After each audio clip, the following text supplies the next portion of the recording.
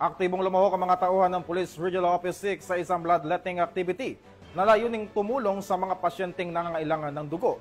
Ang report mula kay Patrolwoman Julie B. Albio.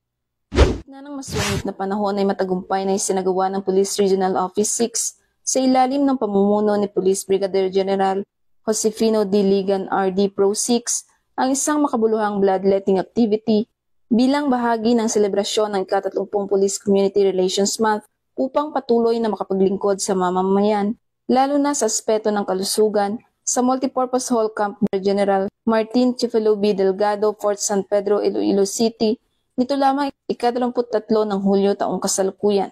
Ang aktibidad ay may temang Donate Blood as Gift, A Little Pain, A Life to Gain, na layuning itaguyod ang halaga ng pagbibigay ng dugo bilang isang regalo ng pag-asa at buhay. Aktibong lumahok sa aktibidad ng mga personel ng Pro 6 at mga miyembro ng Sambayanan Defense Force Multiplier na voluntaryong sumuporta at lumahok sa programa.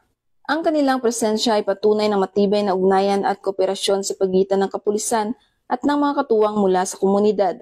Isa ito sa mga konkretong hakbang ng kapulisan sa pagpapakita ng malasakit at pagtugon sa pangangailangang medikal ng komunidad, lalo na sa mga pasyente na nangangailangan ng dugo. Isa ito sa mga konkretong hakbang ng kapulisan sa pagpapakita ng malasakit at pagtugon sa pangangailangang medikal ng komunidad, lalo na sa mga pasyente na nangangailangan ng dugo. Bilang pasasalamat sa lahat ng lumahok, libreng lugaw ang ipinamahagi sa mga donor at volunteers na nagsilbing simbolikong alay ng mainit na pagkalinga at pagkakaisa sa hangaring makapagligtas ng buhay. Naging matagumpay at organisado ang bloodletting activity na patunay ng kanilang dedikasyon sa tungkulin sa kapwa. Sa pamamagitan ng ganitong mga aktibidad, patuloy na pinapalakas ng kapulisan ang tiwala at suporta ng publiko sa kanilang mga adhikain tungo sa mas maayos at ligtas na bagong Pilipinas.